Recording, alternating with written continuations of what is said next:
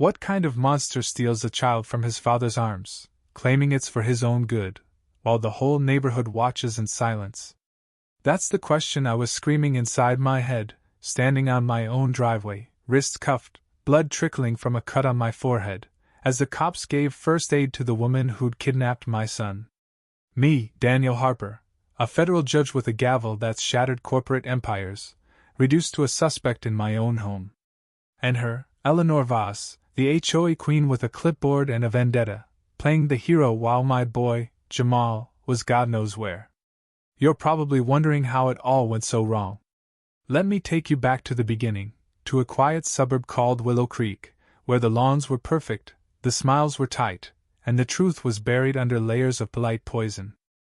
It all started with a U-Haul rattling down a cul-de-sac too narrow for dreams as big as mine. I'd left the city's chaos behind, traded skyscrapers for picket fences, courtrooms for cul-de-sacs to give Jamal, my adopted 8-year-old, a shot at a quiet life. He's a firecracker, that kid, with a grin that could melt glaciers and a habit of asking questions that make you rethink everything. "Dad, why's this place look like a toy store display?" he said, poking his head out the truck window as we pulled into Willow Creek. He wasn't wrong. The houses gleamed, kids zipped by on scooters, and every mailbox looked like it had been polished that morning. I thought, maybe this is it. Good schools, open yards, neighbors who wave. A fresh start. Then came the banana bread. Our first evening, a neighbor named Sarah dropped it off, all smiles and, "Welcome to the neighborhood." I should have known peace doesn't come that cheap. The next morning, Eleanor Voss knocked on our door, clutching a clipboard like it was a scepter, a tiny flag pin on her blazer like she just judged a patriotism contest. "I'm the HOA president," she said, her voice dripping with the kind of pride people save for real titles. Her eyes flicked to Jamal, who was behind me, gripping his Iron Man toy. "Is he yours?" she asked, smile sharp as a paper cut. "My son," I said, flat, no elaboration. I didn't owe her one. She blinked, like she'd bitten into something sour, then launched into a lecture about lawn height, trash bins, and preserving the aesthetic harmony of our community. I signed her form, thinking that was the end. It was just the beginning. The first HOA notice came 2 weeks later, trash bins left out past 10 a.m. Then another about Jamal's basketball hoop, a portable one tucked neatly by the garage. Then one more, claiming the wooden swing set I'd built in the backyard was an unapproved structural addition. I'd spent a weekend on that swing set, sanding every edge, keeping it simple, nothing flashy. Jamal wanted a tire swing, but I told him we'd add it later. Eleanor didn't care. "It disrupts the yardscape's continuity," she said during her next VY sit. No banana bread this time, just that damn clipboard. I pointed out the neighbor 3 doors down had a jungle gym. "That was approved under a different board," she snapped. "Different standards." I offered to file retroactive paperwork. She gave me a smile that said, "You're not getting it," and left. That word, ideal, became her weapon. Nothing we did was ever ideal. Jamal noticed it too. "Why's she always staring at me like I broke something?" he asked after biking past her house and getting her signature squint. "She just doesn't know us yet," I told him, keeping it light. But my gut churned. This wasn't about bins or swings. It was about the story she'd already written, a single white dad, a black son, a family that didn't fit her suburban script. The notices got uglier. An unsigned letter in our mailbox, no stamp. "Some of us are concerned about safety. Too many strangers around. Kids need protection." Another, typed in bold. "He doesn't look like you. Just checking everything's legal." Jamal had friends, loved our Saturday bike rides, treated that swing set like his personal Disneyland. But I caught Eleanor on my security cam, standing across the street, staring at our backyard, clipboard in hand, like she was waiting for a crime to happen. Then came the safety inspection. An HOA email announced they'd be BYSily reviewing properties for community welfare. I knew the law, they couldn't step on my property without notice or consent. So I watched from my porch as Eleanor strolled by, pausing at our yard, phone up, snapping photos of the swing set, our welcome mat, Jamal's chalk drawings on the sidewalk. "Is this normal?" I asked Sarah, the banana bread neighbor. She glanced around before whispering, "It is now." The final blow was a tricolor notice slipped under my door while I was at work. Labeled, "Informational." It cited, unverified concerns, about custodial status and child welfare, claiming the HOA could report suspected endangerment to state authorities. No accusations, just insinuations that made my skin crawl. That night, I pulled Jamal's adoption papers from the safe, sealed, notarized, real. I stared at them, not for doubt, but to remind myself this was my family. But in Eleanor's world, paper didn't matter. She wasn't after harmony. She was after us. It all shattered on a Thursday afternoon. The house was too quiet when I got home. Jamal's backpack hung by the door, sneakers lined up, but his voice his usual. "Dad, I'm starving," or stories about his class hamster was gone. I called his name once, twice, louder. Nothing. The TV was off. The swing set swayed slightly, like it had just been used. I checked every room, heart pounding, then saw his phone, still plugged in. Panic clawed at me.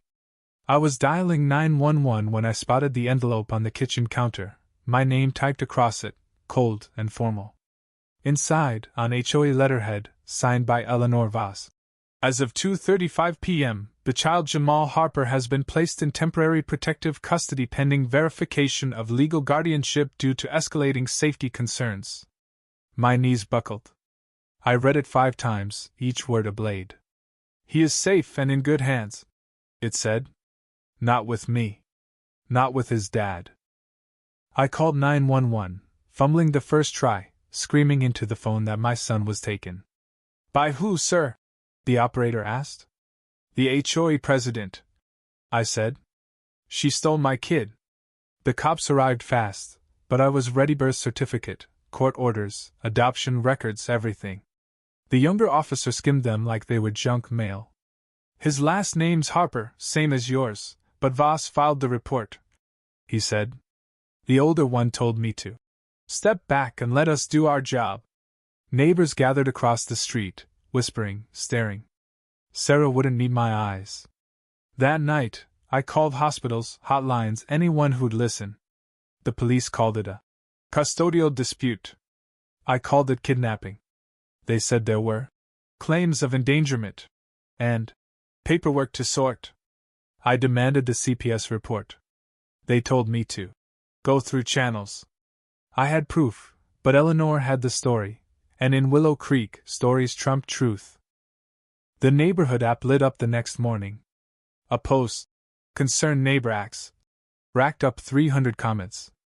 Eleanor, her proxy, wrote about a troubling situation, with a child's welfare, citing odd hours, screaming at night, Jamal's nightmares, and no familiar resemblance. Comments piled on. "I always felt something was off. Glad someone stepped in. Is he even the real dad?" By noon, our mailbox was ripped out, left leaning against the porch like a broken tooth. A CPS officer called, saying Jamal was with a verified community guardian. "Eleanor. How's that legal?" I roared. "She's not his mother." "The names match the report," she said. "Bring your papers to the county office." I drove there, documents in hand, but the system moved like molasses. Red tape, delays, formal reviews. Meanwhile, Eleanor fed Jamal lies, claiming he was safe. In Willow Creek's court of opinion, her cardigans and flag pin outweighed my notarized truth. The next week was hell. Lawyers, hearings, thousands I couldn't afford. Jamal's teacher said he'd been withdrawn from school by an authorized guardian. I nearly broke my phone screaming. The HOA held a safety night, while my son was gone, Eleanor preaching about vigilance. The crowd clapped as she said, "When we see something, we say something." My swing set vanished that week, not by me, just gone. Forum posts called me hostile, unstable. One claimed I'd attacked Eleanor. Lies, but no one cared. They wanted drama, and Eleanor delivered. I was done waiting. The system wasn't coming for me, so I'd bring it to the me courtroom. I didn't want to go full scorched earth, not at first. I believed in the system, show the papers, tell the truth, get Jamal back. But 2 weeks passed, and he was still gone. What Eleanor didn't know was who she'd crossed. I'm Judge Daniel Harper, Fifth Circuit, the guy who crushed a sheriff's racket and sent senators to prison. My face has been on C-SPAN. Hers was on potluck flyers. I'd smelled this fight coming the first time she called Jamal brave for being taken in. So I'd built a file, emails, photos, every HOA notice, porch cam clips of her measuring my lawn at midnight, anonymous letters traced to the HOA printer. My old clerk, now a DOJ analyst, tracked her phone ping. She was stalking us. I encrypted it all, backed it up, locked it in a courthouse safe. When she called me, combative, at her HOA meeting, I opened Plan B. Using my judicial login, I filed an emergency injunction under the Civil Rights Act, deprivation of rights under color of law. HOAs in some states act like mini-governments, and Eleanor had crossed into custody interference. I recused myself, handed the case to Judge Clara Evans, a friend who called me at midnight. Dan, this real? Every word, I said. Subpoena everything, Gmails, servers, footage. By dawn, a process server slammed a subpoena packet on the HOA desk. I called the Attorney General, looped in federal marshals, filed a bar complaint against Eleanor's niece, a lawyer who'd filed the fake CPS claim. My legal team, 3 pro bono attorneys chasing the headline, cracked the HOA's Slack archive. Eleanor's messages were VY. He's dangerous, unhinged, a predator. The night Jamal was taken, she wrote. Move fast before he lawyers up. Frame it as concern. She called Jamal. That poor boy. Our family. Unnatural, said the state. Never should have approved. Us. The kicker? A recorded video call, Eleanor sipping wine, laughing as she coached the board. Say you're scared, vulnerable. CPS moves faster if it's immediate risk. A board member asked. Won't he sue? She smirked. People like him can't afford lawyers to beat an HOA. My team wanted to leak it. Not yet, I said. Court first. I wanted a ruling so brutal it'd haunt HOA trainings for decades. Judge Evans granted my motion in 72 hours. Jamal came home, escorted by marshals, CPS trailing. Eleanor screamed about overreach as they ignored her. Jamal hugged me, whispering. She said you weren't my dad, but I didn't believe her. I held him, the world fading. But the fight wasn't over. Depositions rolled in, Civil rights charges stacked up. A whistleblower leaked the video, and headlines exploded. HOA president accused of kidnapping judge's son. Eleanor resigned, blaming media bias. Her house, car, even her tacky garden statue, were auctioned to pay damages and Jamal's therapy. I filed one last motion disbarment for her niece, quoting Eleanor. He'll never touch me. I am this neighborhood. No, Eleanor. Your history. The press broke the dam. I'd kept it quiet, wanting justice in court, not on TV. But with Jamal safe, I took a reporter's call. I brought the Slack messages, the video, the letters. Her hands shook as she read them. The story ran. Judge alleges HOA plotted to steal his son. The next morning, marshals arrested Eleanor at dawn. She looked at me as they cuffed her, and I didn't flinch. Charges piled up: custody interference, fraud, impersonation. My team sued every board member who'd enabled her. In court, their own words damned them. Not our kind of family. It's not racist, just neighborhood values. The world watched, and it wasn't just about Willow Creek anymore. It was every suburb hiding hate behind paperwork, every family told they don't belong. Class actions flooded in, fined families, threatened couples, a black family cited for wrong shutters, a gay couple whose pride flag was slashed. Eleanor's 13-year reign collapsed.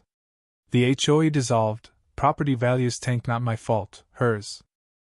Neighbors came with pies, apologies, fear. "Will you stay?" they asked. "I'm not going anywhere," I said.